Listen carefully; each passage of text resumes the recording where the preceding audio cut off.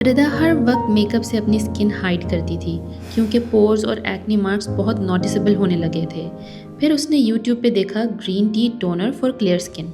उसने ट्राई किया और with in days difference visible था। ग्रीन टी में होता है EGCG एपिगैलोकैटाचिन गैलेट, एक एंटीऑक्सीडेंट जो एक्ने कॉजिंग बैक्टीरिया को किल करता है। ये एक्सेस ऑयल कंट्रोल करता है और पोर्स को विजिबली श्रिंक करता है। साथ में ये स्किन को सूद करता है और आफ्टर सन एक्सपोजर या इरिटेशन कम करता है। अब इसको इस्तेमाल करने का तरीका कुछ ऐसे है कि आपने 1 कप ग्रीन टी बना लेना है, उसको ठंडा होने देना है। फिर इसी ग्रीन टी में 1 टेबलस्पून एलोवेरा जेल और 1 टीस्पून रोज़ वाटर मिलाना है। फिर इस मिक्सचर को स्प्रे बॉटल में डाल देना है। फिर इसको सुबह शाम कॉटन पैड से या डायरेक्ट स्प्रे करने से इस्तेमाल करना है। आप इस मिक्सचर को फ्रिज में 7 दिन तक स्टोर भी कर सकते हैं।